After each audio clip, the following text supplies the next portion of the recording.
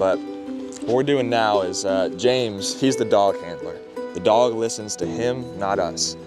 Are you feeling optimistic about the tags? You feeling good about? Yeah, Storm's percentage is pretty good. If we get another confirmation, it's all a series of events, but she's pretty confident. So when Storm's confident, I'm confident. So it'd be amazing for it to be Steve, because his family's they're just good people. Casey, the search for Stephen Cloyd continues. Rescue teams have been on the ground working every day to find Stephen, trying to cover as much ground as they can. We've been out here about 2 weeks, and we've covered about roughly 6 miles. I know 2.8 square miles, but 6 miles total. Stephen Cloyd was last heard from around 2 in the afternoon, the day Hurricane Helene brought catastrophic flooding to the region.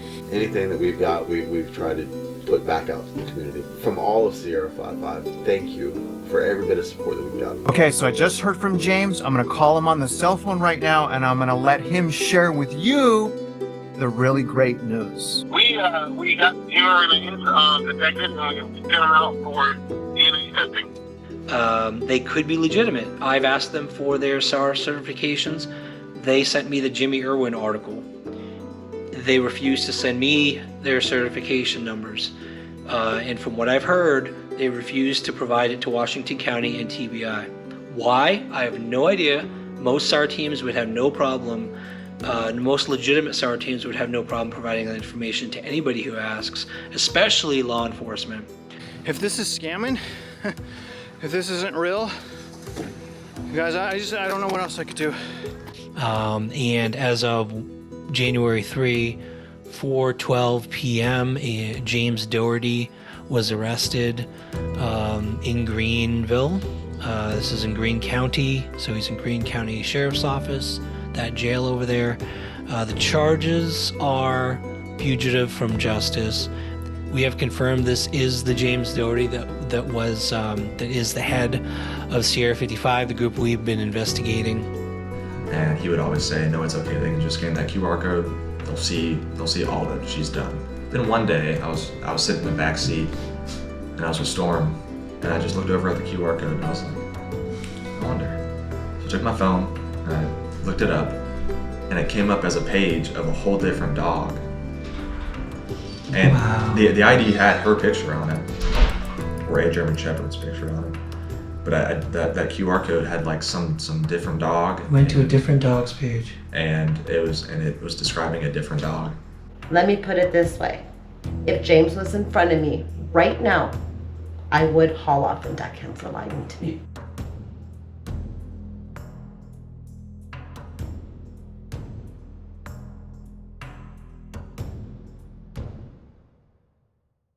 Hey everyone, so the story we're about to dive into tonight about a Hurricane Helene SAR team called Sierra 55 actually started for me when I interviewed Stephanie Johnson with Rebuilding Haulers over in Burnsville, North Carolina. We originally went there to highlight the heroes who are doing good work throughout the mountain communities around West North Carolina and East Tennessee. I never thought this journey would lead us down the opposite road, actually, shedding light in the dark forces, honestly, that have infiltrated our communities following this hurricane. And so the folks that are currently living in tents, however, that is not locals. Some have come under the pretenses to help us, some have come under the pretenses to scam us. Jen and I realized that what our community needed most right now was to be alerted to the wolves in their midst. So I dove in and immediately found 2 groups prominent on YouTube videos over the past few months.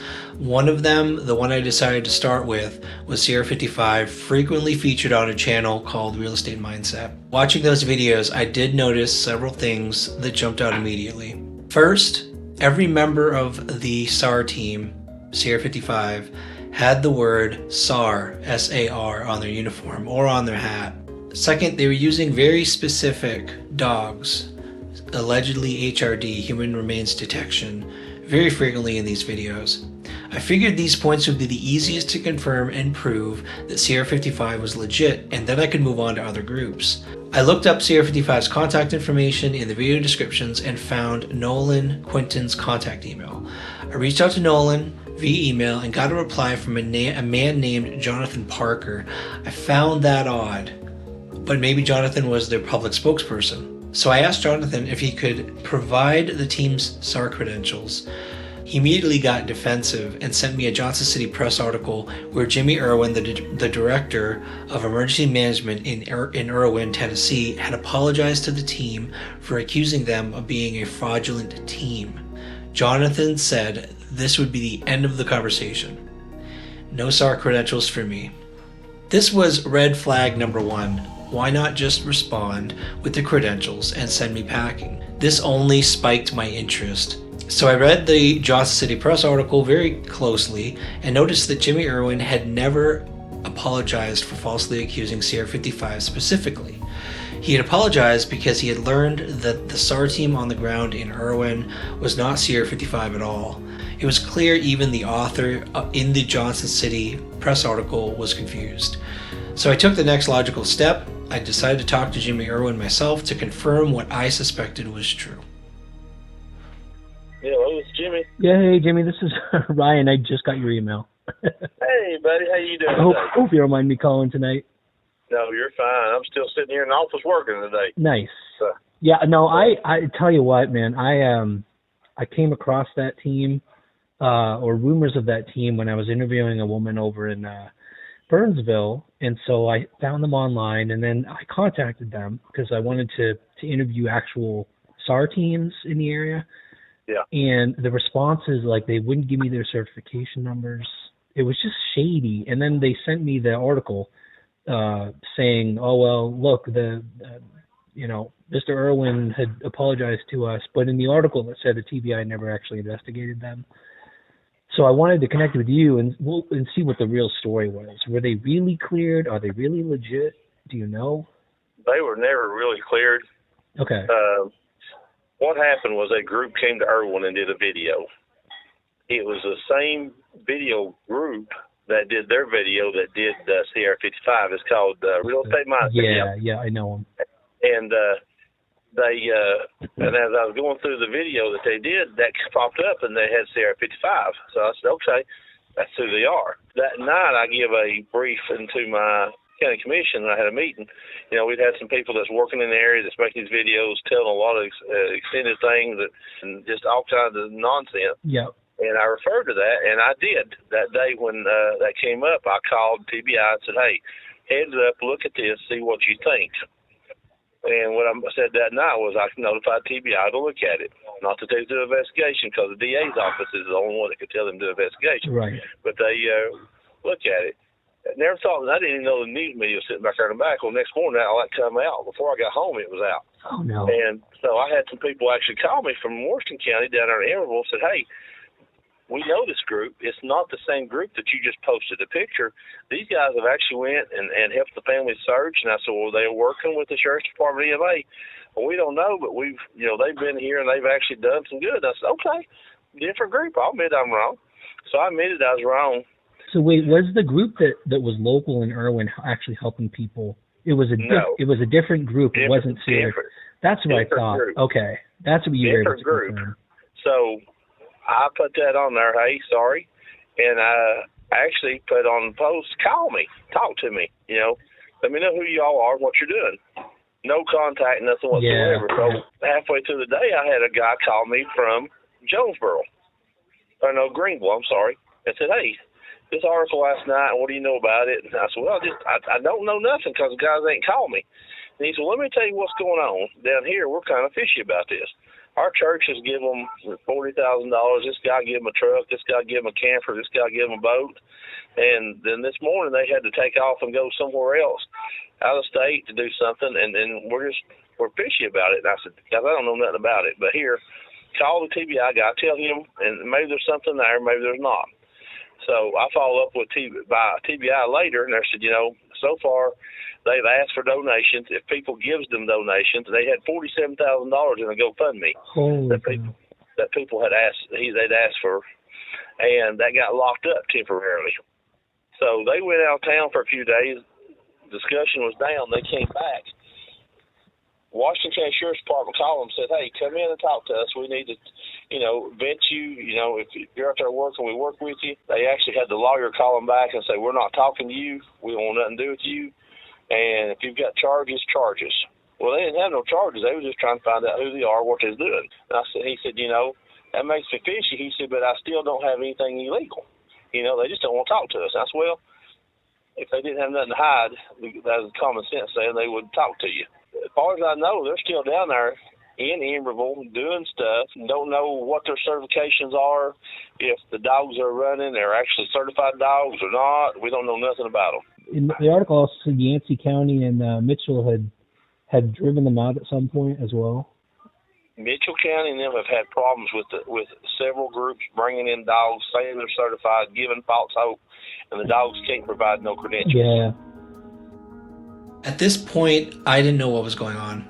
The easiest thing for Sierra 55 to do would be to just provide their SAR credentials that gave them every right to display SAR on their uniforms, and gave Storm the right to wear an HRD ID on her uniform.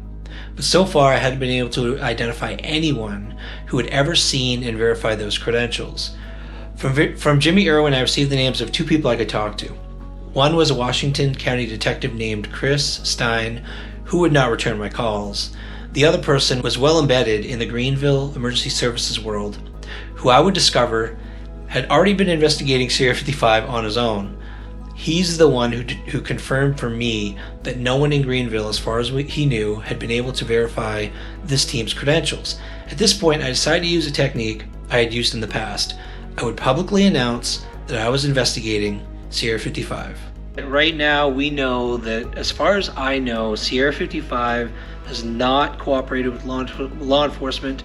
They've not provided their credentials to law enforcement, and anyone I talk to, they haven't received any credentials. People have a right to question what you're doing and why you're presenting yourself as an official SAR team. Most SAR teams would have no problem. Most legitimate SAR teams would have no problem providing that information to anybody who asks, especially law enforcement. This, of course, brought plenty of negative comments from people who had bought into the Sierra 55 story, but it also had its intended effect.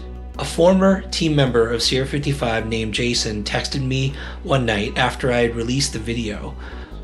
He had spent 2 weeks with the SAR team using his own HRD prospect dog. Jason reported to me that during those 2 weeks he saw countless red flags, strange behavior by Storm and Dylan's dog Alaska that did not reflect standard HRD behavior. Jason was also at the Emeryville Operation Santa toy drive in 2024 and informed me that he and one other witness had seen Laurel, James' girlfriend, take brand new toys from the pile of donated toys and had a team member put those into Sierra 55's trailer.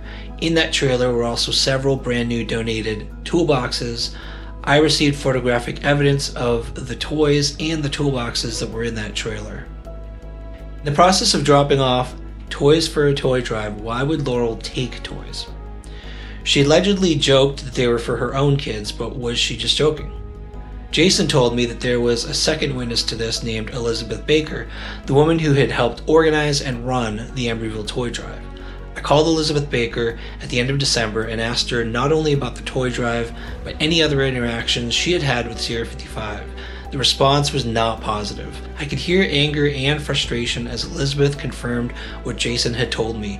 But then she went on to explain that Sierra 55 frequently offered to pick up donations that Elizabeth received, apparently to deliver them to families in need. In one case, Elizabeth asked for the team specifically to take pictures as they were donating one load of supplies. They did not. This happened repeatedly enough that just before our phone call, Elizabeth had received a donation of foam boards, the type that you use as insulation in tiny homes. James had called and offered to pick them up. This time, Elizabeth said no. Also, not long after my initial video, I received a follow-up email from Jonathan Parker telling me that they had confused me for someone else and they would now be willing to have a conference call with me, which was great. We arranged the time for the call, and when I called, I asked James about the toy drive claim. He said that Laurel was just joking around, that the toys had been delivered to a local family. He said they'd have to be more careful going forward cracking jokes like that in front of people. I asked James about why they wouldn't send over their credentials. He said he'd be happy to show me those credentials, that they're all up on the wall and I'm welcome to come in person and take a look. He also offered to show me his ID, which would help me confirm his military background. I agreed to do just that. Since it was just before the Christmas holiday week, we arranged to get together the weekend of January 4th. Leading up to the weekend of that meeting, I was contacted by another person. This would turn out to probably be the most important lead of all.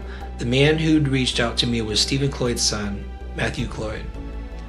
My conversation with Matthew and later with a good friend of the family named who'd been investigating Sierra 55 even longer than I had, revealed more about the team's activities than I could have ever imagined.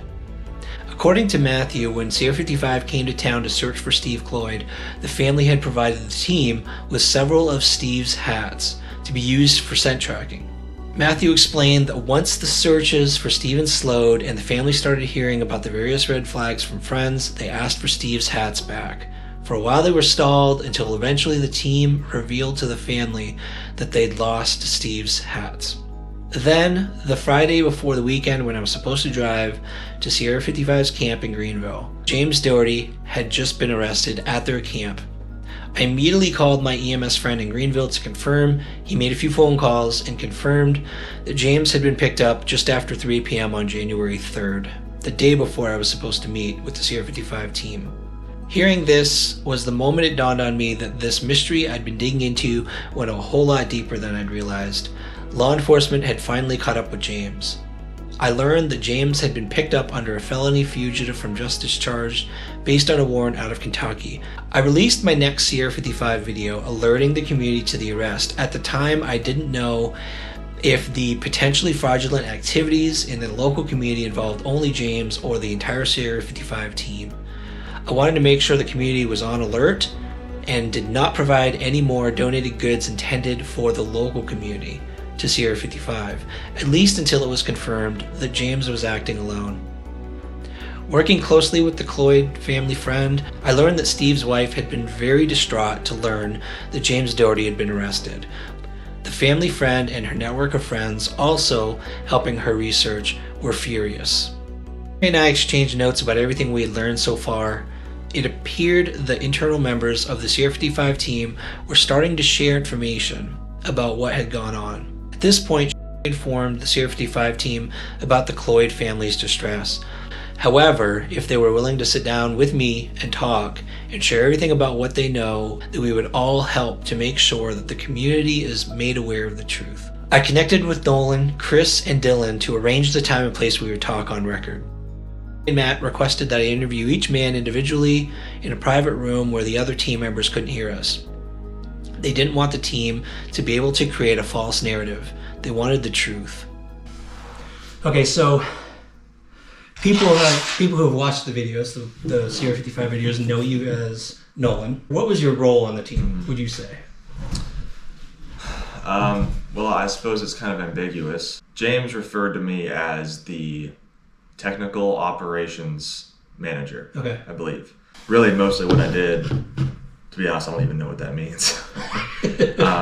But really, mostly what I did is I was on most of the news interviews and YouTube stuff, and I did most of the answering texts and answering phone calls because my phone number was on the YouTube videos. Yep. So you were kind of the public face a lot of the time. Yeah. So when you decided, James was like, "Yeah, come on board, man. Let's start going." You weren't certified. You had no certifications. As far as you knew, the rest of the team didn't have. Did you know whether or not the team had any? No. Okay. No, I mean, at that point, I didn't even know what a certification was. Okay. I didn't know that you had to have it or Yeah. At what point did the team get the SAR uniforms? Like SAR here, the cap. Was that James that kind of? I got a couple different uniforms. The first one was that hat, which I always wore. Yep. And SAR K9 t-shirt. And we got that. Jeez. We got it from a mall. We went in and had them design it. Yep. James had he did the design for everything and then paid for it. Did you immediately think, without even did you ask him, or did you just assume that, hey, James has certifications, so everything I'm being asked to do right now, like wear these uniforms and all that, is that kind of how your thought process was going? Oh, yeah. I mean, I never, at that point when we got, that hat and that shirt, that was before Travis and all the videos. Okay. I totally assumed, this guy knows what he's talking about. So he talked a pretty big game. At that point when we got the SAR stuff, I don't think that we had even done any search and rescue stuff at that point. We had just kind of drove around.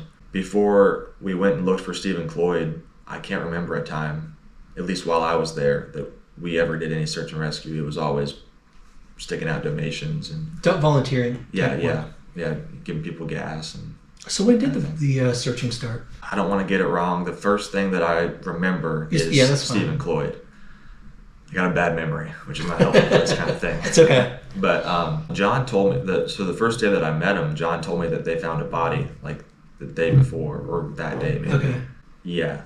The first time that I remember searching intentionally for somebody was Stephen Cloyd. Okay. Or Steve Cloyd. Was it before Travis started doing his videos?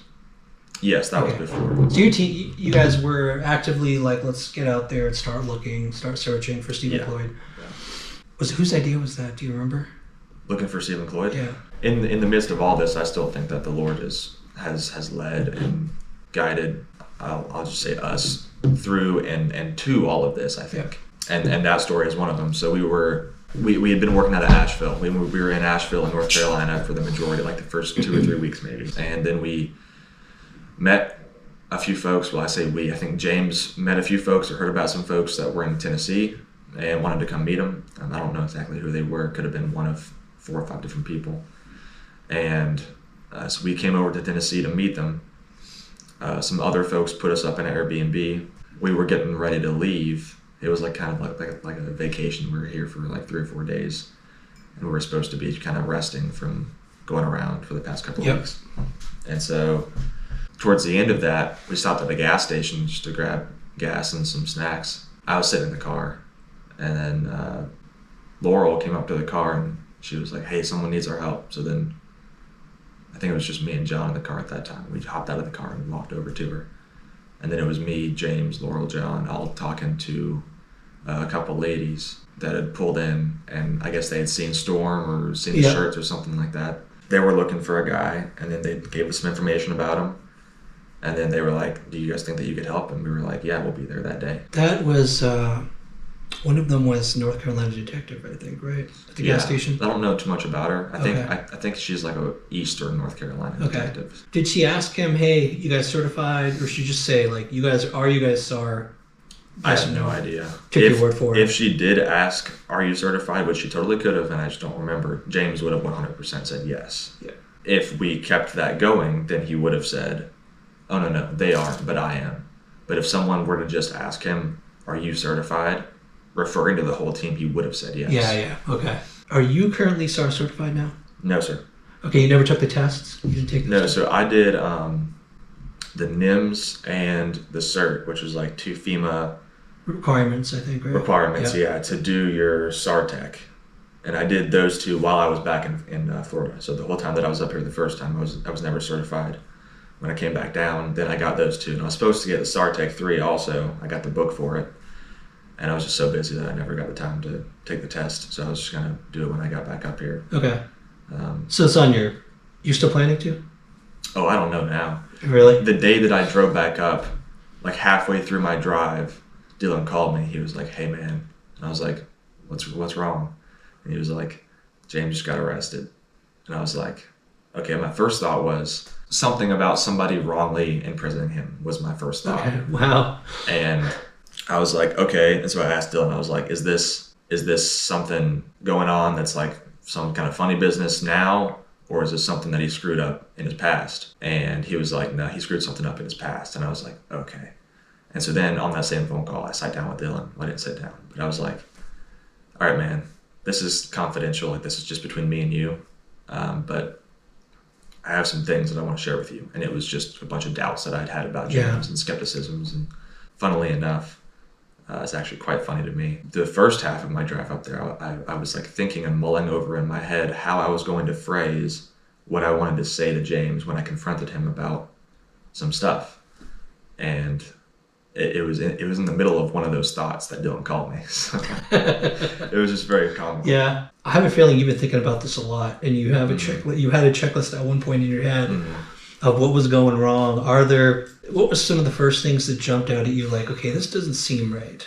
The first thing was Storm, and it was during the Steve Cloyd searches, because before that, to my memory, we didn't do any searches. So Storm was never working, quote unquote. Okay. So it was during those searches, and I just noticed, again, I have no SAR experience, never been around HRD dogs, didn't know what an HRD dog was before James. But with having nothing to base it off of, it looked weird to me. Just the way that he would work her and things like that, it was like, that doesn't seem like the most efficient way to do things. Or like that's not working. She wouldn't listen to him half the time. I also have not been around highly skilled or highly trained military dogs. So I don't know what they're supposed to be like. But even that was like, she should listen to you, man. I had just gotten back from Germany a year ago. And so when I was first with James, he told me that she spoke German, that's what all of her commands were in. I sat there and I gave her a few commands, and then she did nothing, like nothing. She kind of just looked at me.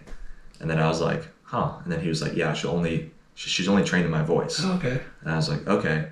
And I believe that. Yeah. And it was also, when he would take her out, most of the time he would have us kind of stay back because he didn't want us to distract her or anything. This was what he would say.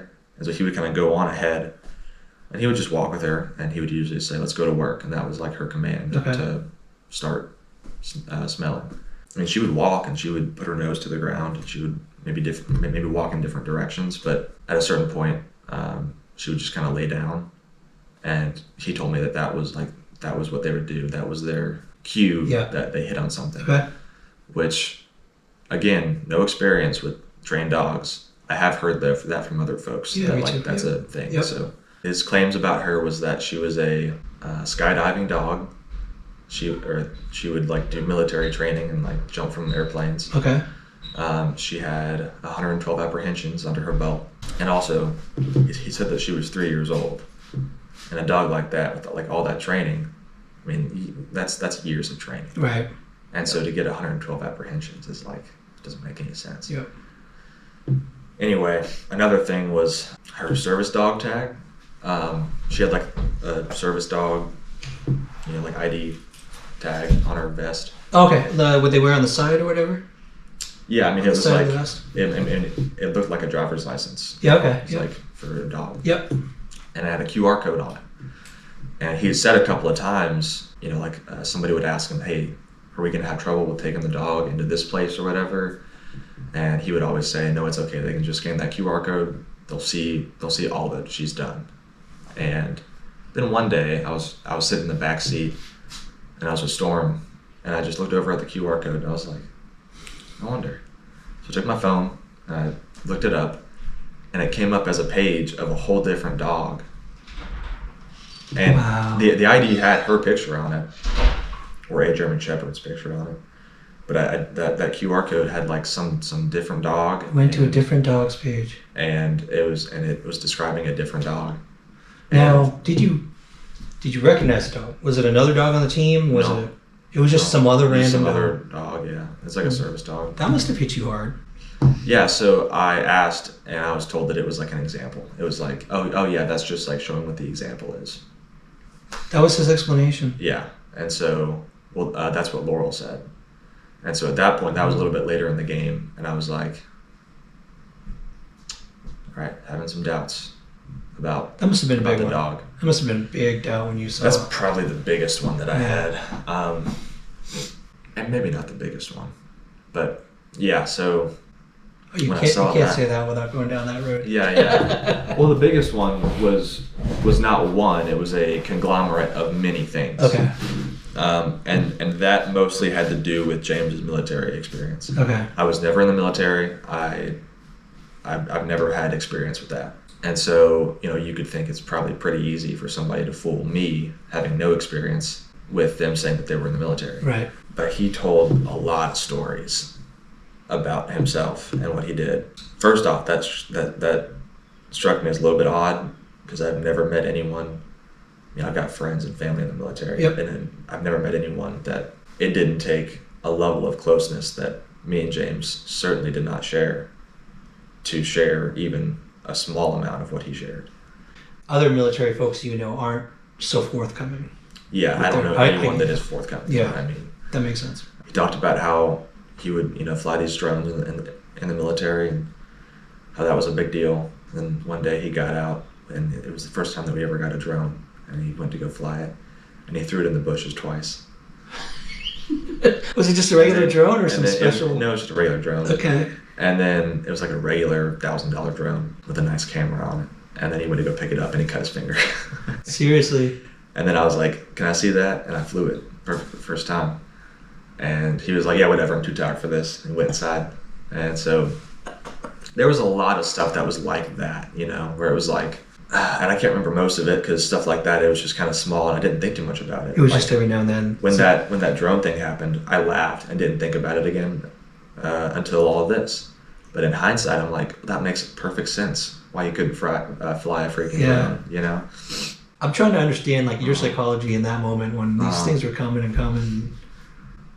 It was kind of just, so a bit of a backstory. I felt from the Lord to go to North Carolina and help. I then felt from the Lord to speak with James and then help other people. And then I continued to feel very strongly from the Lord to continue helping other people. Yeah.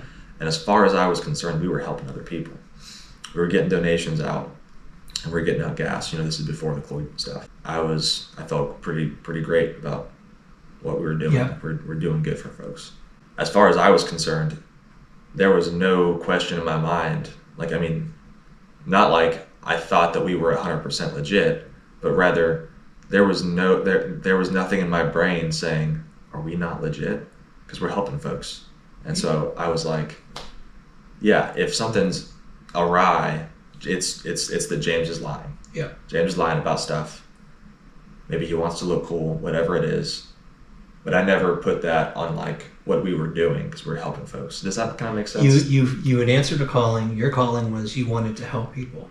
If he is not legit, at least we're helping people. Am I following? Is that kind of? No, not necessarily. Because another thing was, very soon after I began to be with James, I felt, again, very strongly from the Lord that I was not just there to help the other folks, but I was specifically with James to share the Lord with him. And so we had many conversations about the Lord. Oh, wow. So there was one time, and this was one of the, in the first week of us looking for Steve Cloyd. Mm-hmm. So this is after me, preaching to him a little bit. And one of the volunteers was like, hey, I want to talk to y'all. He just looked at James and he just shared the gospel with him straight up for 5 minutes, specifically to James. Okay. And he just shares the gospel fully to him. And I'm over there kind of smiling. I'm like, yeah, this is what I'm talking about. At the end of it, James was like, all right, man, thank you. I appreciate it. And, this guy I was talking about, he was like, after he shared the gospel, he was like, man, even from the, strong brotherly ties that you experience in the military, you experience an even greater brotherly love in Christ. And he was talking about him and another believer that was there. He was like, I would do anything for this guy, and this guy would do anything for me. And there's a love there that is born out of our love for the Lord and out of knowing the Lord's love for us. And so then James just kind of, answered, and he was like, yeah, thanks, man, I appreciate it. We all got in the car and left. And we stopped at the gas station maybe an hour later. And John and Laurel got out. And I was fixing to get out because I wanted a soda. And then I just felt kind of a check in my spirit to stay. So I had the door opened, and I was like, okay. And I closed the door, and I just kind of sat there. And I was praying, Lord, am I being stupid? Can I go get a soda? And then James turned around and looked at me, and he said, Nolan, am I less of a person for not being a Christian? And I was kind of looking down, and I just got this big old grin, and I was like, yeah, Lord, that's why you wanted me to stay here. Oh my gosh. Because he asked me that question. So I was like, you're not at all less of a person for not being a believer, but you were not experiencing the greatness of life and the joy of life that you could be if you accepted Christ. You're not living life like it was meant to be lived. And we talked about that for a little bit until they got back in the car. When they got back in the car, we were done. And I was pumped up. I was so excited because I've been praying for this guy for so much, or for so long since I was with the team. Now I don't know if that was the Lord actually working on his heart, or if that was him trying to kind of get to you. Yeah, like kind of get into my heart, because then I was super happy. I was like, thank you, Lord. But you know what? James didn't make you stay. No, not at all. You could have gotten out of the car. Yeah, for sure. Something made you stay. Yeah. That's a great point. So there was a reason you needed to be in the car, right? That's a great point. Yeah. After the first couple of days of going out with them, I stayed at the same hotel with them. So I was with them 24/7. I believe that the Lord tasked me with being his light to James. So I tried to be intentional about it. There are things that I should have done that I didn't do. So it's not like I did it perfectly all the time, but I tried to be intentional about it. So that's why I think he's asked me about it. This must have hit you, I guess, hit you especially hard when you learned about this arrest. All this stuff? Yeah, because you were really working on him. I mean, to be honest with you, when it all happened, my brain shifted from him to everybody else. And so it was like, the Lord's like, okay, you're done. Here's the next thing. You're here for your team at this point. point. If that makes sense. Well, as far as like spiritually goes, yeah. I mean, just to be the light. Yeah. I do want to talk about GoFundMe. When the GoFundMe started, whose idea was the GoFundMe? That was Travis's idea. And so how far along the road before Travis, like how many searches had you guys done before Travis came into the picture? To my memory, it was just Steven. We were in the middle of it when he called me. And to be honest with you, brother, I don't know much about Travis. As in, like, I can tell you face to face, James was lying. I can also tell you that Travis looks very bad in the eyes of basically everyone. I just don't know. The only reason I bring him up is because he started having interaction with you guys. He suggested the GoFundMe at some point to you or to James? To all of us. We were all there, I think. The goal was, what, to fund the searches? Yeah, I mean, it was just to fund, I mean, James would say over and over again, gear, we need gear, we need gear. It was never money to pay us. You guys didn't get paid? No, we didn't get paid. James or Laurel, with donation money, paid for a lot of stuff for me. For example, they paid for, with donation money, they paid for clothes.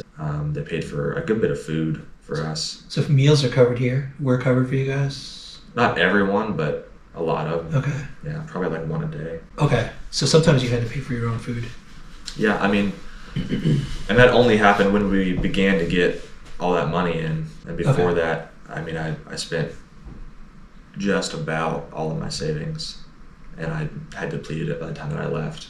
And that seems to be common among the volunteers. Yeah, you guys are kind of burning through your own money. Yeah, for sure. To be here.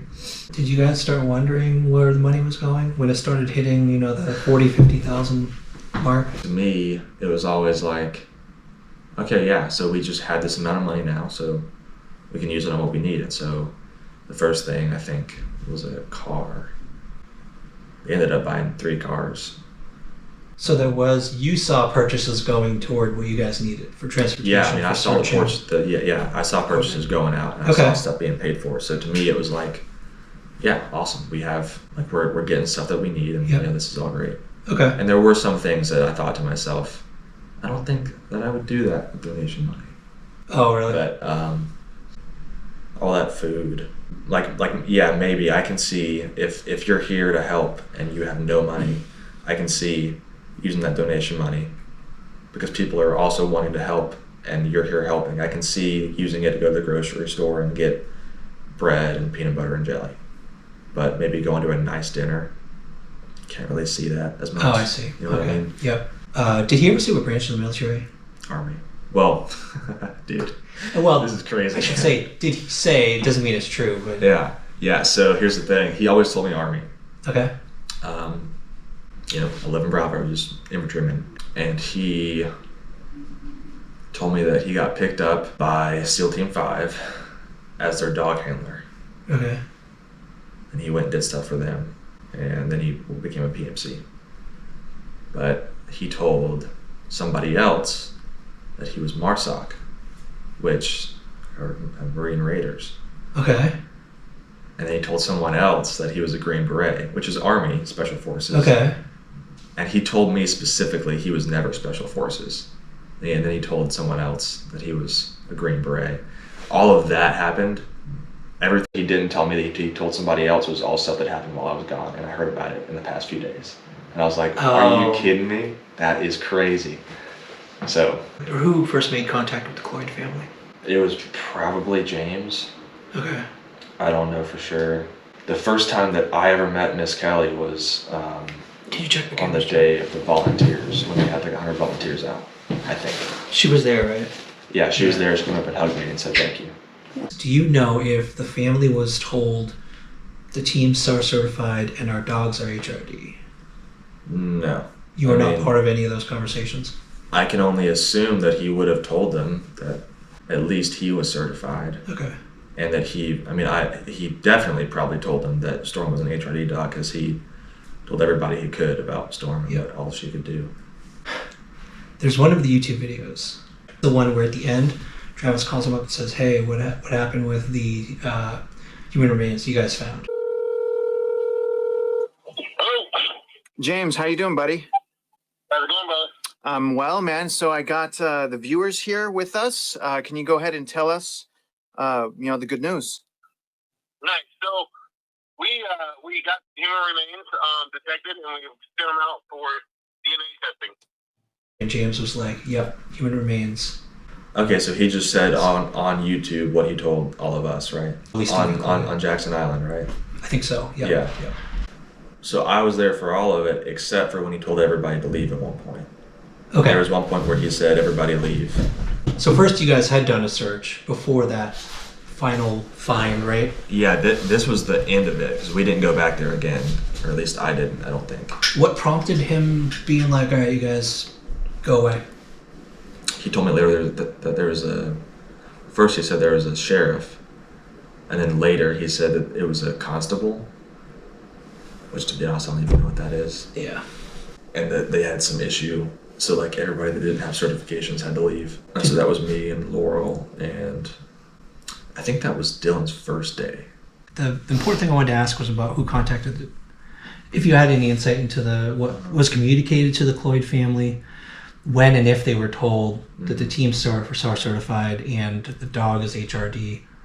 And I think what you said is you assume James did, right? I guess what I'm asking is he was the person interfacing with the family, as far as you know.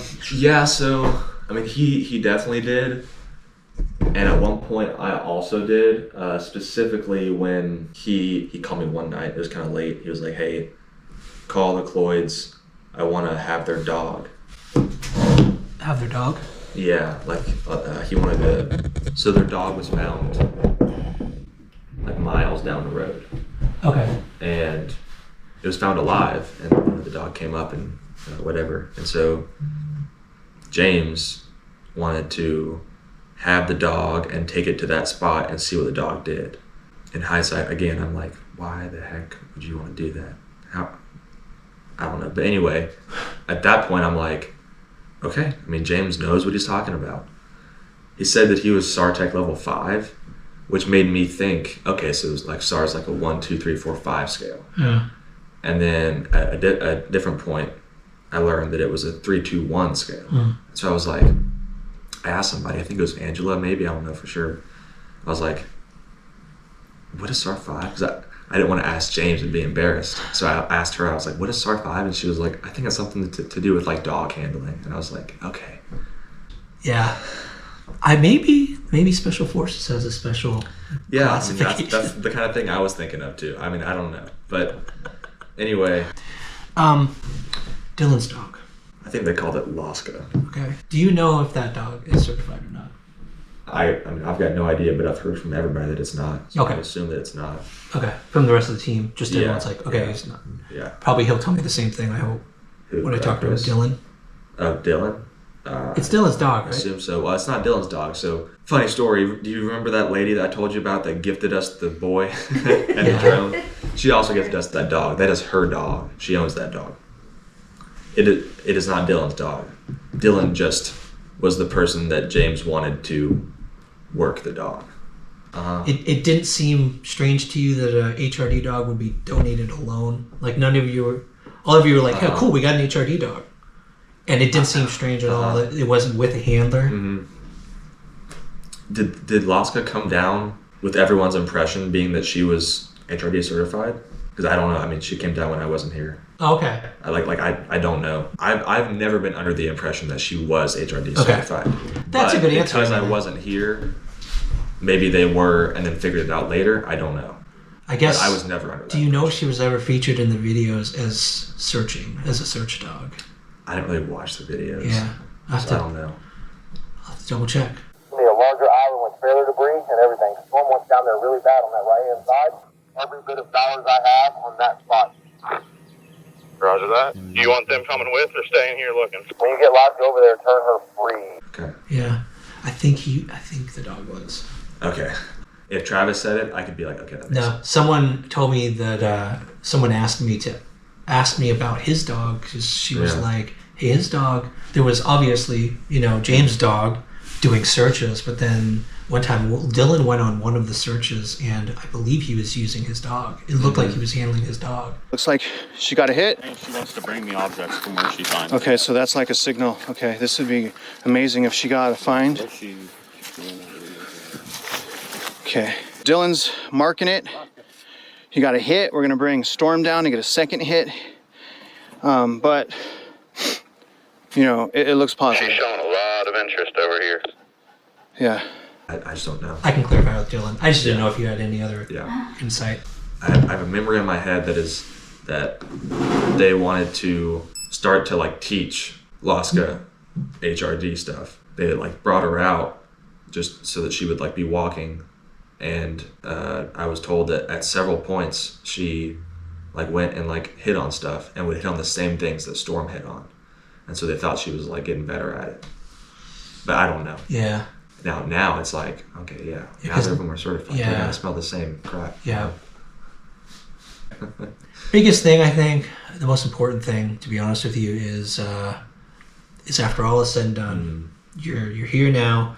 You know what happened to James. You're still processing the emotions of what happened to James, and obviously the fact that you were kind of ministering to him, and then all of a sudden you find out he's fugitive from justice. He's a long criminal record.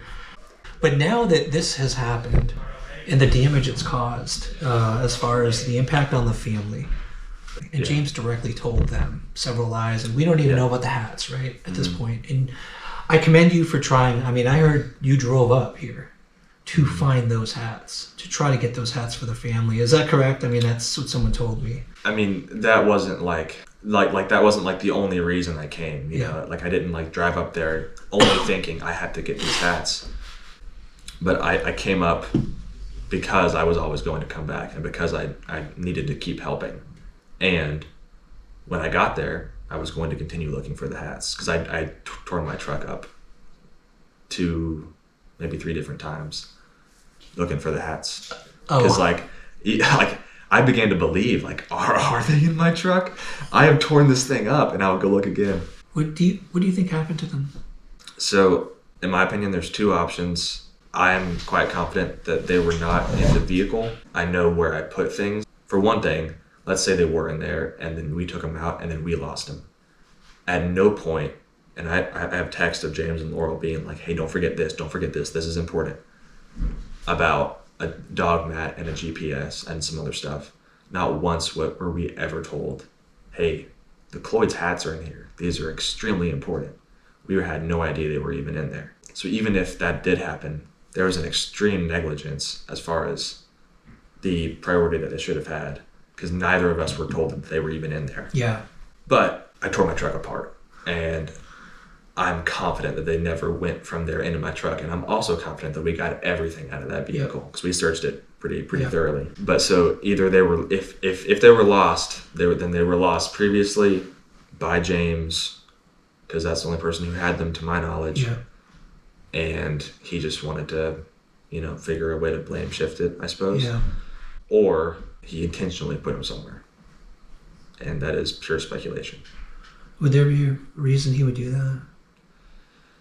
It's Pure speculation. speculation. I know, but It's like he had so much nefarious intent, and he lied so many times about so many things that it just makes my mind wonder, like, what the heck was he doing? I guess it's hard you'd have to guess. And so, I don't know. And again, it's pure speculation, so I don't want it to be like conspiracy theory. This is what's happening. But like he intentionally lied to Kelly over text that I saw later. And he intentionally, I believe he told her that they were safe in a lockbox in my truck. That's what he told her. Oh. I was then contacted by Laurel to look for them, which first off, if they were in my, I was never told about them before that. Yeah. Right? So if they were in my truck, then I didn't know that they were important or that they were there, and they were just sitting in my bed probably.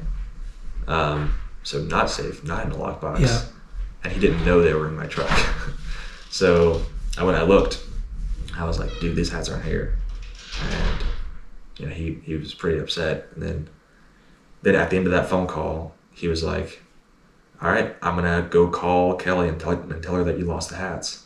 And I was like, oh, this sucks, because I'm like believing him. Mm. Then 2 or 3 weeks later or something like that, Miss Kelly texted me and she was like, I want those hats back right now. And I was like, so I just immediately called James. I was like, hey, what the heck? He was like, yeah, I'm looking for him. And I was like, what? It was just this whole thing, and I was so confused as to what was happening, because I was getting calls from a lot of people. Who knows where they are at this point? I don't know. Either they're lost or there was something nefarious that I have no idea about. So now that you know the truth about James, knowing the family's upset about James mostly, and all the lies, like you said, and everything that he has put them through with, honestly, they thought, you know what, fine, if they're not SAR certified, who cares, just please look. But him getting arrested, having a criminal record, that destroyed her. I don't know, what do you say? And that's why this is going to be hard, but what would you say if she was here in the room with you, telling you this, like, I feel lied to and defrauded, but what would you say to her? Well, I was going to say,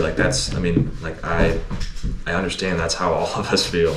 Yeah. But that probably sounds bad, because we didn't also lose our husband, so.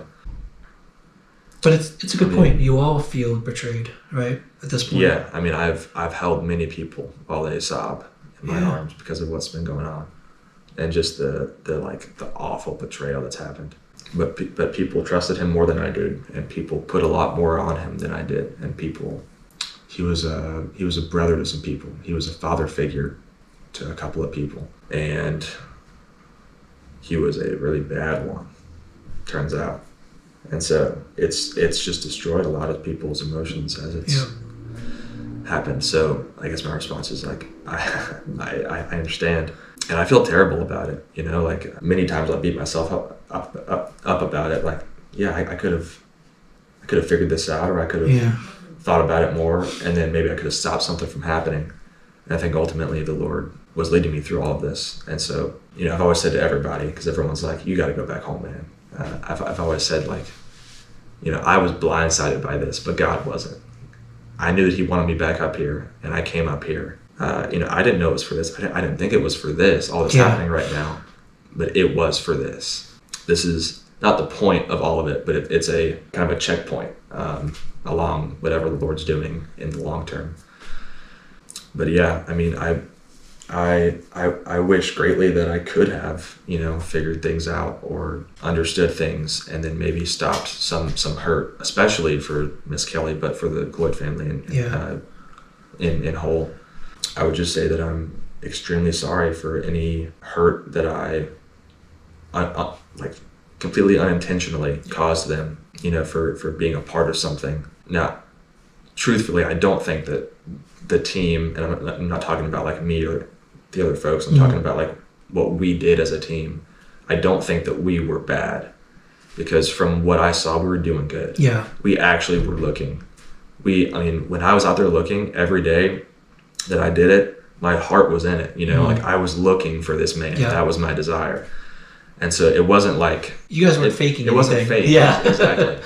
Now, James was, yeah, sure, but turns out he didn't know anything more than we did about it. Yeah. So, but I mean, you guys were sincerely doing 100% were sincere. Doing. Yeah. Everyone that was looking, especially the folks that I was with, you know, like Angela was the biggest one, man. Angela was, I mean, she was crazy. She would text me every day, like, "Hey, we're gonna be out there. Hey, we're gonna be out there." Yeah. She was there before we were. She was there when we left, and she walked a marathon every day, probably. It's too bad she wasn't leading the team. I know. I've been thinking the same thing because she has a crap ton of experience. Yeah, she does. Yep. I've been thinking about that. But do you have anything else that you just want people to know, especially in the community, about this situation? Just things you'd like them to hear from you directly. I mean, what you said to the Cloyd family, I got to tell you, probably the community is going to be happy to hear. I think what you I don't know about you, but that was very touching. I think we could leave it at that if you want to, or if you think there's anything else that the town people who are thinking that they need to threaten team members or they doubt team members or anything like that. Yeah, I mean, if anybody's watching this that was one of those people that was making threats or anything, you know, I mean, I'm not really worried for myself. I carry a gun every day. Yep. But it's not for me. If I'm in a situation where it's just me in danger, I won't even pull my pistol. Yeah. Because I know where I'm going. Yeah. And I can probably guess where you're going if you're trying to kill me. It's for everybody else, you know. So I'm not worried about myself, man. But anybody else, and there are a lot of people that have families. Yeah. A lot of women and kids that I don't know if I would say that I'm worried about, but that's who I care about. You're concerned about their safety. Yeah.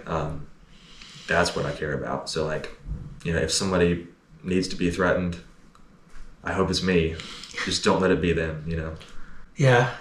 I think people are just scared because they don't know. They don't know the whole story. And I think everything you've told up until now, everybody's going to understand and they will know the whole story. And I hope that will put fears to rest. They'll understand that you guys were good guys. You were doing what you believed you were doing. Yeah. And it, honestly, unfortunately, there was a very bad egg and he was doing a whole lot of damage, even to you guys. So, yeah. Anyway, okay. So, thank you for your time. Yeah, of course. And I'll stay connected with you guys, you know, as we move along and everything. So, there are several important pieces of information I learned from Nolan. One, who was the constable that was on Jackson Island with James? Why did James kick the rest of the team off the search? And were there actually remains found on Jackson Island, as James claimed?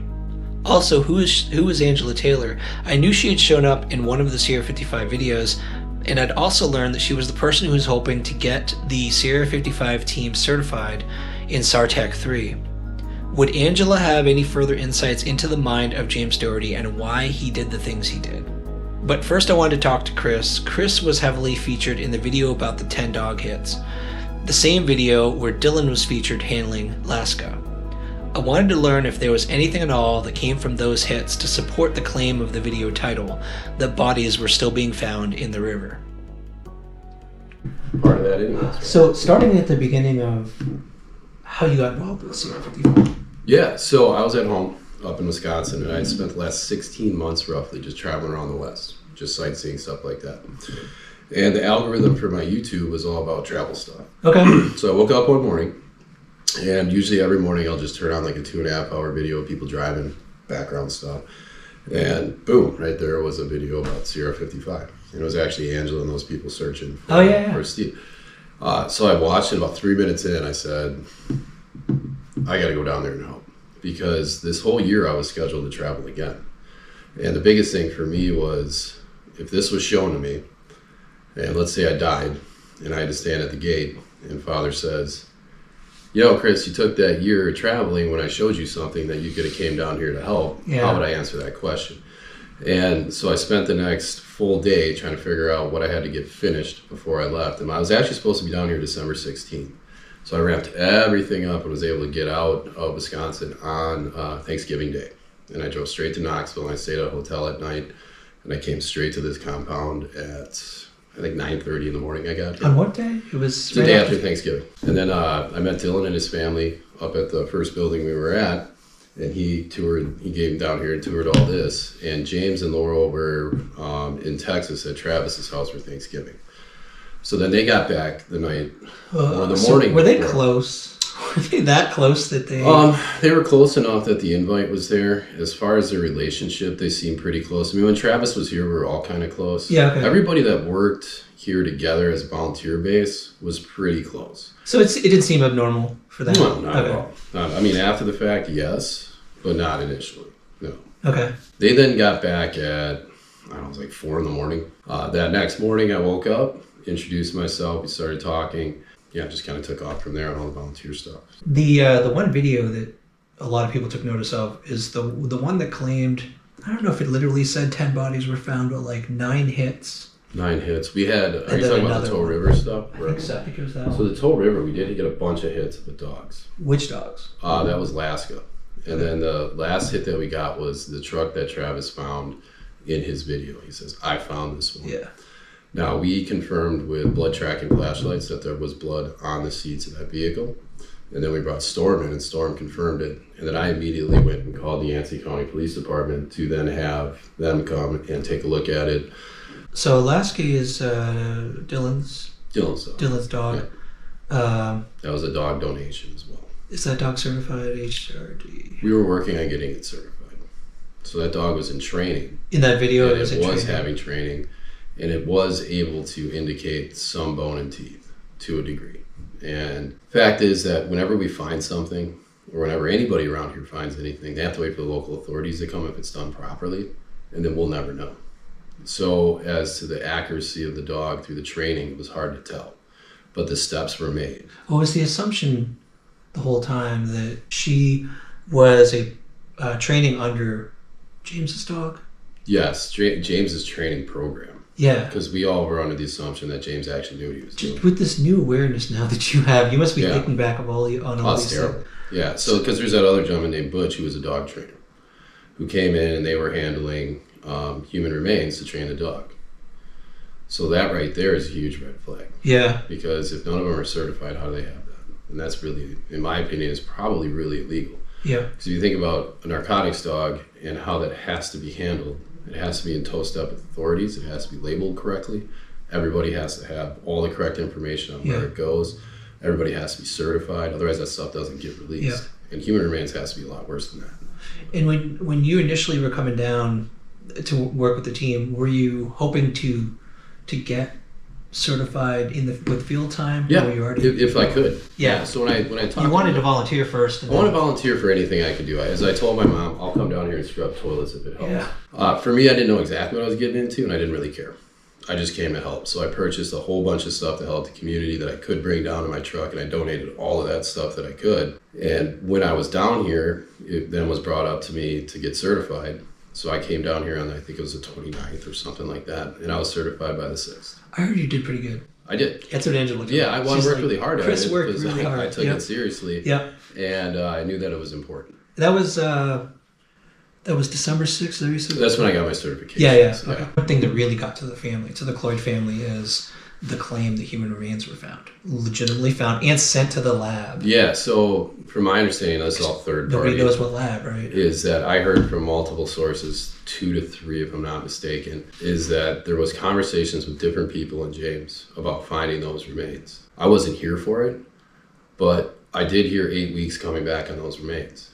And when I talked to the detective from Greene County about how long it takes to do a DNA sample, he said he's still waiting on one from 2 years ago before the storm. Yeah. And it's going to take 3 to 4 years now after the storm, was his estimation. It could go a little bit quicker, but at 8 weeks, that means it's a private lab. Yeah. And when I researched the private lab needs a secondary verification of DNA. And the only way to do that... Did you confirm that remains were sent to a private lab? No, You're just saying you confirmed the process? No, this is just confirming the process and how it works, because it's third party to me. So you really don't know what James was... Nope. And then the private lab said that basically they need a secondary source of DNA. And the only way you can get a secondary source of DNA from somebody who was destroyed is if somebody gave you their property. I don't know what was sent where, but it would add to some sort of questioning what was sent with those remains, if they were Stevens, to verify that they were actually Stevens. But that's been how many weeks now, though? Long time. Yeah. My understanding is that the search was done on like the 10th or the 11th. And it was also my understanding that they had found something on Jackson Island, and they had enough support staff there to do it properly, but James told everybody to leave. Yep. And he called in one of his other dog teams, which I believe is Butch. Let's see. Let's go back to the timeline. You started right after Thanksgiving. You immediately, the team, at that point, everyone was training. So started training, taking your certification. Of course, you were searching, doing searches. We did one search. The rest was what we call the Hearts and Minds mission. So we would pass out propane, heaters, heater hoses, CO2 stuff, clothing. Whatever James really is, he was still helping people. And that's what really got me out of the whole thing, was like all the good work. And everybody you talk to, when they ask where James is, you tell them what happened. They're like, how could that be? He was such a nice guy and all this other stuff. Well, in my opinion, there are people out here that do that because they know they can make money off of a disaster. Mm-hmm. And every organization, we talked about this before, every organization down here that I saw was running something is from a different state. And people who are in communities trying to rebuild them are from a different state. Mm-hmm. Well, why are you here? If you don't have a job and you need money and you spend a whole year here, how do you get money, right? So there's something to be said about some of these things. And there is stories upon stories, it's all hearsay, of just about every place where supplies go in. You see generators for sale on Facebook Marketplace, stuff like that. Yeah, yes. Things are getting stolen. Yep. 13 refrigerators are dropped off and nobody knows where they are. There is corruption at every single level going on down here. And I found that out before I found out about James. So when James' stuff hit, I was like, not surprised. Because he's also from out of state. You just see it as another part of the corruption that's going on. Yeah. For me, I think it's like they probably started doing this all the way back at Katrina. Groups of people and groups of organizations figuring out how to do it. Now, the organization might not be bad, but the people inside the organization know that when there's a flood of supplies coming in, there's absolute chaos all the time. Who's going to keep track of it? So you guys have actually started to make connections to potentially other parts of a ring. I consider it to be a crime organization that's either affiliated or not, but they're operating under the same ways. Was it law enforcement who you said was not happy? He said he was, so the law enforcement... you were trying to verify the other person. Yeah, I was trying to verify who this gentleman was who came in with the dogs. He was a dog trainer, and he said he's absolutely not law enforcement. He told us he was law enforcement all the way. Now, when that man came to the compound, we weren't allowed to be in the conversations with James and him. That door was closed. That's not the Butch dude, is it? It is Butch. His name is Butch. You were able to confirm... He's a dog trainer that works with the police. He trains canine police. He is or he isn't? No, he is not law enforcement. Not law but enforcement. He trains dogs for law enforcement. Okay. And when he came down here, he said he was a police officer. We asked him how many arrest records he's ever done. He said 1. How's that possible? So when he came down here, he immediately pointed to Storm and said that dog is not certified. When James told us that Butch was the one that trained him and helped refine him. And this is outside of all the other AWDA lies. So we started looking into him, and we found out that he was not a police officer. So we called the area in which he lives up, and I won't say that. Yeah. And talked to a police officer up there, a lieutenant, and he was not happy. He took all the information we had, and he said, I will look into this. Now, when we were talking to that gentleman, he sent us all of his information. He did? Without even us asking. He goes, here, this is who I am. This is where I work. This is what I've done.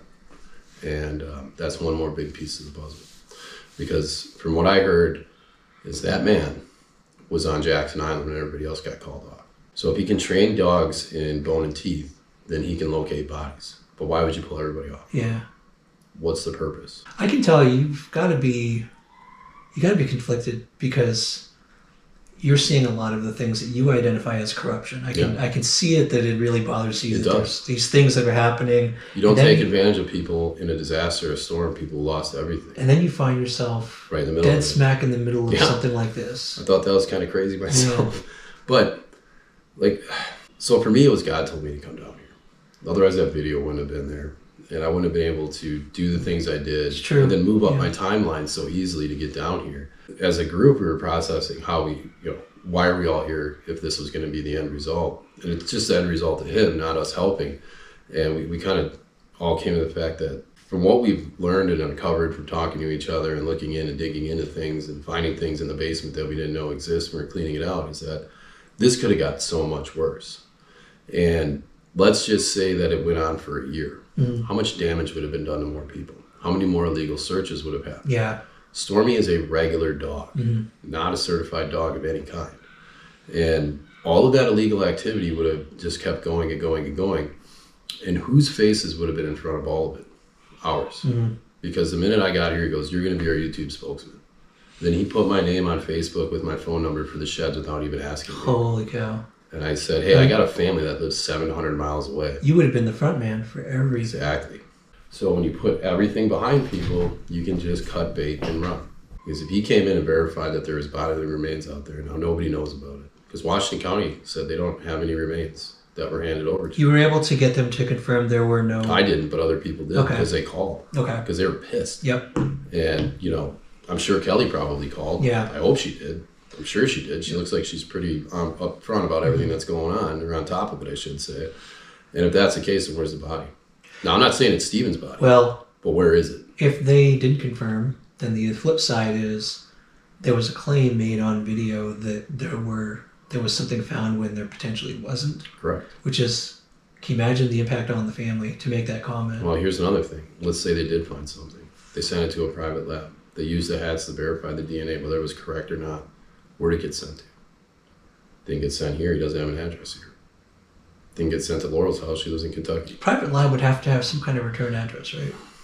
So some contact. Well, if it happened, what is the return address? And if it's the hats that are missing, where are the hats now? Yeah. You know, the thing about the hats is really interesting. I knew the first week of December those hats were missing. We spent the next month, every chance we could trying to find those hats. And the day that he got arrested, he told me in the morning that he's going to draft a letter to Kelly. And he's going to make Nolan and Dylan deliver it by hand. Throwing those two under the bus. What letter?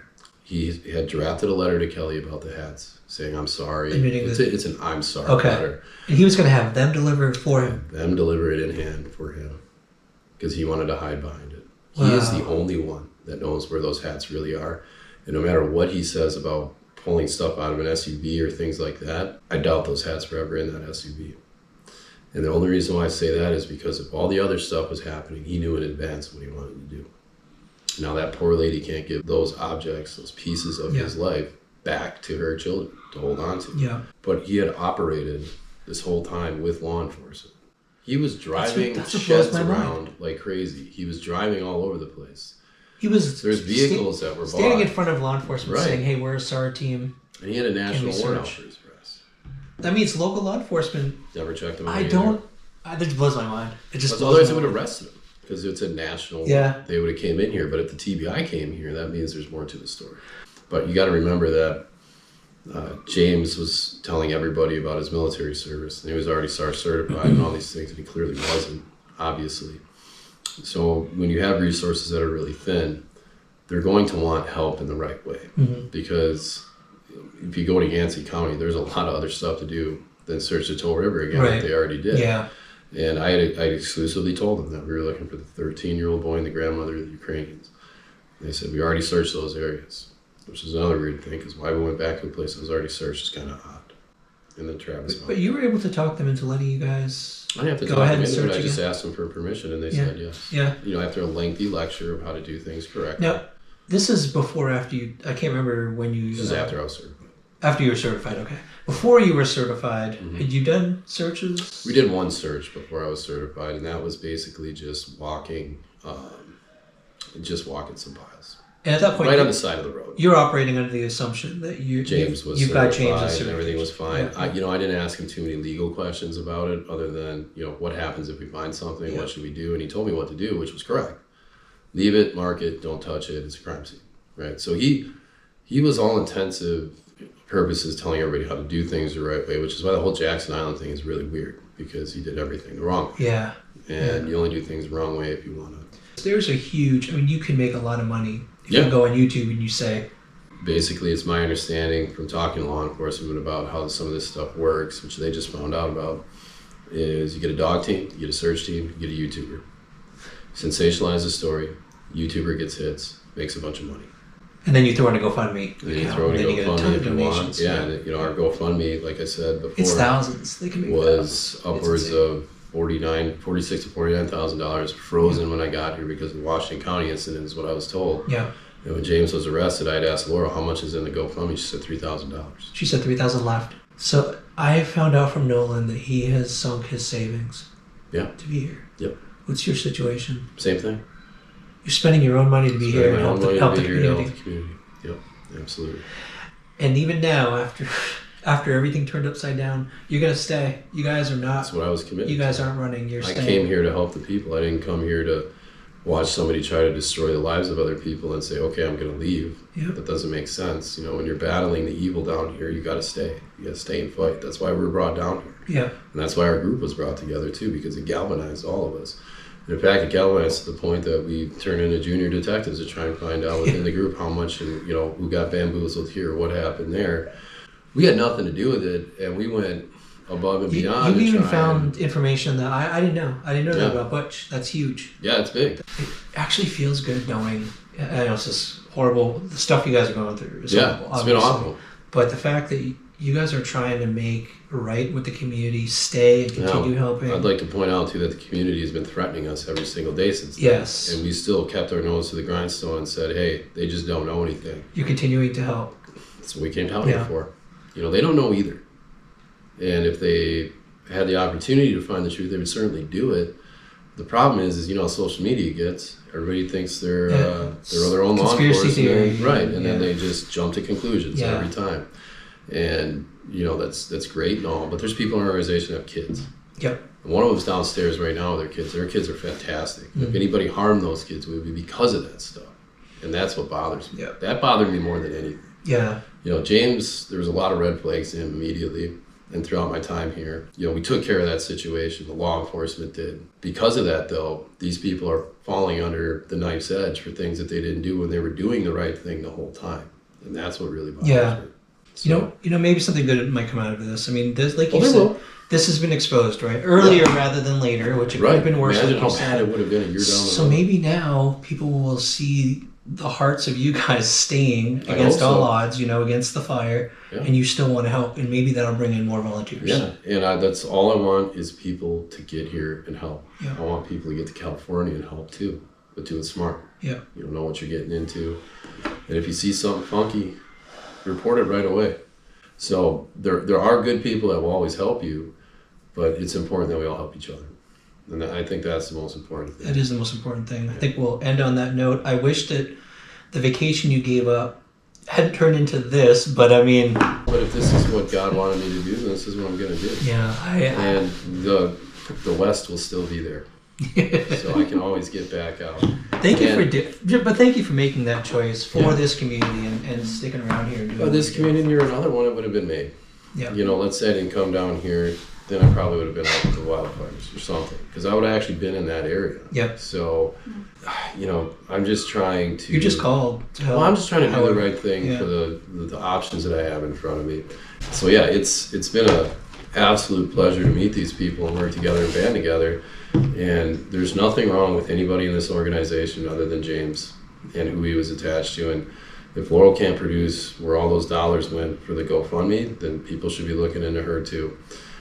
Because she cut and ran, left us with all this mess downstairs, and she's not coming back. Yep. So I got questions about that. Yep, I think a lot of people do. Oh yeah, look into it. You know. All right, thanks, Chris. You got it. Appreciate you talking to us, and good luck with everything. I appreciate it. All right. Yeah. God bless you guys as well. Bless you. Finally, I was about to find out what Dylan had to say about appearing on a video as an HRD handler with an uncertified dog. Hey, Dylan, how you doing? Hey, not bad. Sorry about all that delay. Well, We are. you have 3 children, so I totally get it. They were not too happy with being cooped up in the van today. Yeah, I'm sure.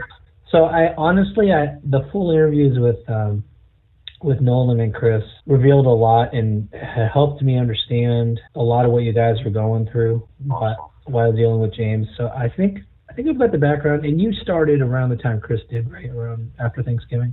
Is that correct?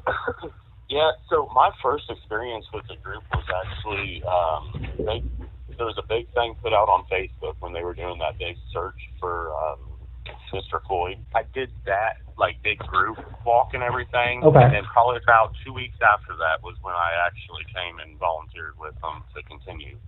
The video that I noticed you in, at least the main video I noticed you in, was the one that was like, they're still finding bodies in the river, and there were... Are you talking about the one that was done by Travis? Yes. The claim at the end, at least Chris had mentioned there was like 9 hits, and then there was the final vehicle. Yeah. You remember that? Okay. Here's the thing. So this is in hindsight, so don't take this the wrong way. This is, nobody's gonna judge you for being in the middle of it and thinking, look, James is certified. His dog is certified. Yeah. So just understand, like, by the time people hear you talking with me, they're gonna know that you were under the impression James was certified and the dog was certified. So yeah, absolutely. This is totally just not judgmental. What I'm trying to get a handle on is what happened in that video. You were kind of the dog handler for Alaska, correct? So, of course, when I got there, I was under the impression James is certified. He's got a certified dog. I mean, I watched the dude talk to cops and everything, you know what I mean? Yes. I'm playing this big search party, so, like, I was under the impression he was certified. He had been asking around for different donations, different things, and one of the big things that he was just asking for was somebody to donate a dog. Of course, nobody's just going to come out, in hindsight, right? Nobody's going to come out and just donate a dog that's trained without being their handler and them being with the dog. Yes. So he had found somebody that had and this dog was amazing, and she was trained in different things, but she was not an HRD dog. And his idea was that we would train her and be able to use her out there, not to get hit, but to pretty much release some stress off of Storm, was my understanding. As far as she wasn't certified, I'm not a certified handler, so we can't go out and actually make hits, if that makes sense to you. Yes. So they wouldn't. So what we were doing was, if this dog would make a supposed hit, we'll say, but she can't make a hit because she's not certified. But if she would start throwing signs, we could check them then with the drone. And it was basically to release stress off of other entities.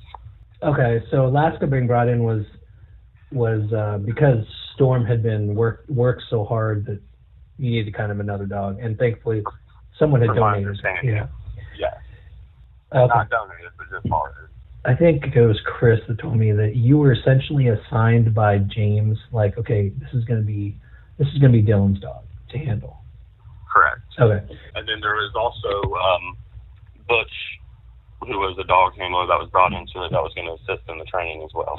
Had he done any training of Alaska? No. Not okay. But the plan was eventually he was going to. Correct. That was the initial. When we first got her, that was the initial plan. Butch was actually going to take her and get her certified. It was never about me getting the experience in it. I came down there to cook food for people, and it's just everything escalated. Your main goal was to come down and do what? So my main goal was just to come down and help people. I came down the week after the storm. I've been doing disaster relief since Hurricane Ian, and usually what I do is I just like to find a family that doesn't have insurance or something and bless them and help them fix their house up or work with them. And you've done that in the past? Yes. Oh, dude. Oh, man. God bless you. That's amazing. I appreciate that. Wow. So that's actually how I got started in it, was doing disaster relief after Hurricane Ian. And then we had some tornadoes in my hometown that happened, and I was able to get out there, and my church was able to reach 53 of 55 houses that were lost in 2 tornadoes, which was amazing. This is killing me, man. This is killing me. So you basically came down and you connected with this team. You were thinking, I'm going to come down and help. My first month before I ever met up with them, I was cooking food at Crossroads Cowboy Church for volunteers, and then we would take it out to Irwin and we feed people and homeless encampments and whatnot. Okay. And supply runs, and I had my family with me doing supply runs. Okay, so here's the tough question for you. All right. Okay, so I'm in your head now. I'm trying to think through this. The dog basically was assigned to you. You were like, okay, you're going to be the handler. You're going to train under. This dog's going to train under Storm. When they had you in that video, but at the time you weren't trained as a handler. Did you have any sense or any feeling like, I shouldn't be doing this right now, like I'm not trained as a handler? No, if I would have had if I would have had any sense that I was doing something wrong, I would have stopped doing it immediately. I never felt like I was in the wrong with what I was doing. I was a volunteer just trying to help. Yeah. I think in hindsight, there's little things that might stick out to me more so about, remembering things he might have said or different ways he might have acted that I should have been like, man, I should have paid more attention to that. But as far as being out there and helping and volunteering in that way, man, I've been down here for long enough to see that there isn't a lot of government involvement and there isn't a lot of help. Yeah. So I thought to the best of my heart I was doing the best I could possibly do for these people. That makes sense. Had you come across any handlers at any point who were like, even Butch or anybody who mentioned either, hey, Alaska's not behaving like a... Butch was very positive with me and that dog and what we were doing, and because that was another thing that really made me feel, more even positive about it. I'm an actual cop, Butch, who is an actual police officer from Pennsylvania, and he's telling me, she's doing amazing, I'm doing great, this, that, and the other. So I thought we were right on track with what the police force would want with us. So he was really encouraging you to, in the process of like learning to be a handler and getting the dog trained, he was trying to support that essentially. Yes. Yeah. Was your impression from James that he and Butch were very close and working very close together? It seemed like they were working close together, but from my understanding, they didn't know each other before this. And man, I keep trying to wrap my head around where, how did he get Butch to come in there? Because I don't know. He hadn't mentioned that to you guys? How they connected? I have no idea. These are things I've been trying to think of on my own. Like, how could he have possibly, in hindsight, I keep going over all this stuff, and it's, because one of the big things that gave me confidence in the guy was the big search party and the working with cops such as Butch. So. Yeah. So that's good to know that he wasn't really sharing everything with you guys, just that he was working with this guy who has law enforcement experience, right? Yeah. Yeah. Were there certain moments where you started getting some red flags? I came home December 20th, and that was about the first time I came home since spent time with my family since the whole thing happened. Okay. While I was at home, over New Year's, I texted an individual that I had communicated with down there and helped some people, and I just said Happy New Year's, and her response back was the best thing that could happen for New Year's would be Miss Cloyd getting her hat back. Oh. So at that point, I reached out to James to see what was going on. I did not get a response back from him, and it started to concern me. Turns out, I guess he had wrote a letter of some sort and was about to try to blame everything on me. You and Nolan, I think, right? From my understanding, that's what they told me, yeah. When this individual texted me about the hats, and I had to reach out to him and see that he didn't respond to me, and then I saw videos on Miss Cloyd's Facebook. Oh, boy. That's when the flags started clicking in my head, but it was right around within a day of him going to jail. So as far as interaction with the hats or any connection with the hats? That was the first I had heard of them. Wow. He hadn't even told you, like, he had the hats or anything like that? No, I knew nothing about these hats, and when that all came about, that was very shameful on his end. Like I said, I think I got everything. Really, the main thing I wanted to touch base with you is like your feelings about being on those videos, and being kind of handling. Right now, I'm not gonna lie, it stinks. I wish I wasn't on them. Yeah. That's all I can say about that. Yeah. Because that was fearful and all. It really breaks your heart when you spend 3 months helping people, and then all of a sudden, within a week, those people that you thought you were helping turn on you. Now your family's being threatened. So were you one of the team members that actually got threatened? The threats online, talking about going and showing up at our houses and this, that, and the other, and that's what, that was enough for me to stay home with my family. Yeah, you've got kids. Yeah. I thought I knew James, but I don't know who he runs with, so True. I'm protecting my family from whatever is on that side as well. Yeah. I don't know. Oh, man. I'm sorry, Dylan. You guys had to get sucked into this and get pulled into this whole nasty mess, but, It sucks, but my God's greater, you know. I mean, when it comes down to it, I'm not going to stop what I'm doing. I know the good people, the amazing people have been blessing us to meet down here. They ain't going to stop helping people. You guys are not running. Like, you're like, hey, we're here to help. And you're continuing to help. Yeah, I mean, we got nothing to run from. We love the community. I understand why they're all so angry. I get it. It just sucks that we have to be in this position. Yeah. But, I'm an open book. Everybody else is an open book. We'll tell you everybody whatever they want to hear, and, we'll pray with you, and we'll try to help still. It's amazing, Dylan. I appreciate everything you're doing. You guys keep on trucking, man, and I'm hoping someday I can go up there with you guys, and and the community too. I think hopefully we'll get at one point where the community's just going to rally behind you guys, and this is going to be all behind you. I hope so. I believe that's exactly what will happen, and I hope nothing more that everybody can come together with all this. And there's still people that need found. I mean, you see the devastation. Oh yeah. Oh, it's terrible.